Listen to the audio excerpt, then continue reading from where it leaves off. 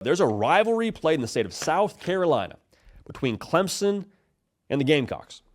And I think this rivalry is, I hate using the stock analogy, so I won't, but I think the future of this rivalry is extremely bright. I think that when we look at the college football playoff going forward, this is more or less going to be a play-in game. And the reason why I feel that way is just look at this year. Look at both those operations. Both Clemson and South Carolina definitively have the trajectory arrow pointing straight up.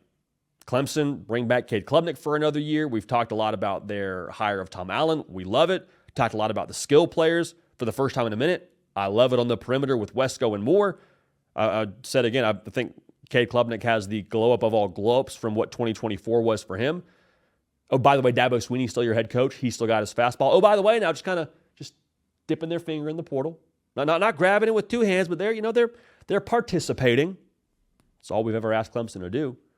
Clemson, no, look now, they just won the ACC, and they're going to be a force. Surprise, surprise. Dabo's got the Roy bus rolling. Who would have thought? South Carolina now, on the other hand, was a team that going into the year we thought, hey, if they can just make a bowl game and save Shane Beamer's job, that'd be awesome.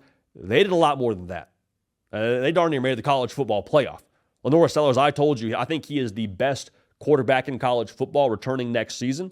You could argue they have two of the top 10 players in what Edge Dylan Stewart is, and what he was as a true freshman was just darn right inappropriate in every single sense of the word. The future at South Carolina is enormously bright.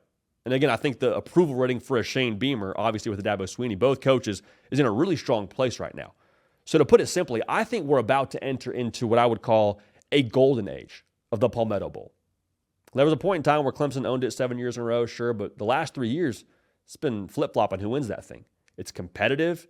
It brings juice. I mean, I was watching Rivalry Saturday, as we always do every single year, but I was pretty dialed into what was going on with South Carolina Clemson. Had the quad box up. I would flash back and forth because Ohio State and Michigan was going on, and that was one that had a surprising result, so we tuned into that. But when that day started for me, South Carolina Clemson was my 1A in terms of games I wanted to watch.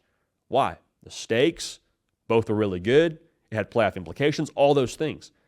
And so, in a weird way, I think the juice around this game is going to be the high tide that elevates all boats. Roll with me for a second here. We did a breakdown on a rivalry for Ohio State-Michigan. Second Ohio State-Michigan reference this segment, so shout out to them. But I compared those two teams to essentially being gym partners. They just got the best out of each other. And maybe it was a little bit toxic, a lot of bit toxic at times, but they elevated each other. Why? Ohio State, when they got beat by Michigan last season, they said, we got to change something, hit the portal hard, put together a roster with allegedly $20 million, and they go win a national championship. Michigan, by nature of what happened under Jim Harbaugh, they drew a line in the sand, and they found a way to get on the right side of that rivalry for now the last 4 years.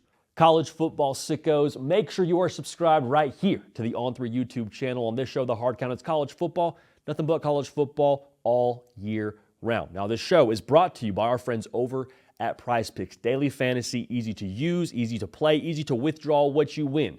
Follow us here. Use code HARDCOUNT at prizepicks.com.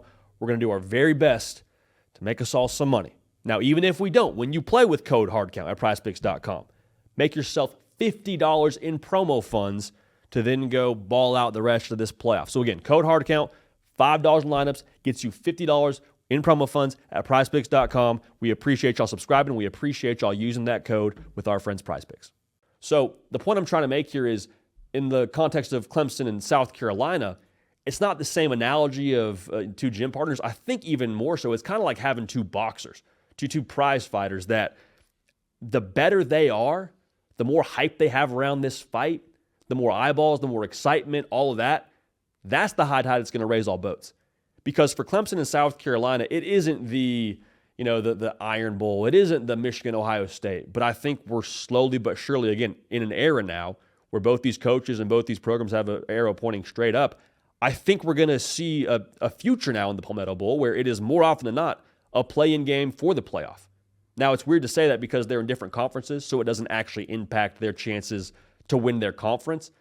You talk about at-large bids, this definitely has a massive impact. It had a massive impact for South Carolina this year. I sat here on the desk on Sunday morning and said, okay, you beat Clemson, a team that could make the playoff. You should feel pretty confident if you're a South Carolina fan about your resume when it comes to Selection Sunday. Now you need some help, and they didn't get that. But the point being, with the juice around this game, and again, the optics in this game feeling bigger and all of that, that pumps energy, that pumps relevance, that pumps excitement into your season, into your program, and into the way that you finish. So what does that mean?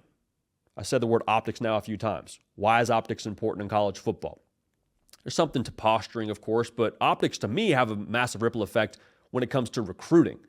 In both these schools now, I think with the coaches they have and from what I can gather, the resources they have and the brand power they have, if they're able to improve optics even further, and I think this rivalry will do that, can you imagine a world where both Clemson and South Carolina recruit in the top 12 together, top 15 together?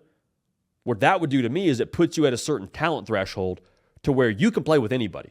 Now, you may not have the better talent every single Saturday when you line up with the Ohio States of the world or the Georgias of the world or whoever, but I do think it puts you within striking distance of, okay, if we have our matchups, if we have our generational players, I hate saying generational, but if we have our dudes, whether it's a TJ Moore, whether it's a Dylan Stewart, a Lenora Sellers, if we have those guys, we're going to be all right. We're going to have a chance to really make some noise and potentially go on a run here and find ourselves in that Final Four or find ourselves in the national title game. I don't think it's that much of a stretch to assume that could be the future for both these teams. And in a roundabout way, the success of a Clemson benefits South Carolina when it comes to playing this final game and vice versa for Clemson. Having this be a marquee game, having game day in Death Valley or having game day in Columbia for the final week of the season as opposed to a Michigan-Ohio State or as opposed to an Iron Bowl, like think about how much that would create just a vibe around either one of these spots or a vibe around the rivalry in general. And vibes aren't everything, but tell you what, to recruits, they mean something. Turning on the game day on Saturday morning, if I'm a five-star quarterback and saying, Herbie and McAfee and Reese Davis, they're all just, I guess they're at that. Okay, that must be a pretty big game. There's a pretty big spotlight on both those schools right now. I've got offers from both those places. Looks like a pretty good time. Looks like a pretty big game. I want to play in a big spotlight. So it's bizarre to say this, but again, both sides, success of both benefits the other. And I think with the arrow pointing up the way that I've mentioned now 3 times that it is for both these schools and both these coaches, I think we're about to enter into a golden age of the Palmetto Bowl, and I'm here for it. I'm all the way here for it. One of the more underrated rivalries in the sport. I love everything about it.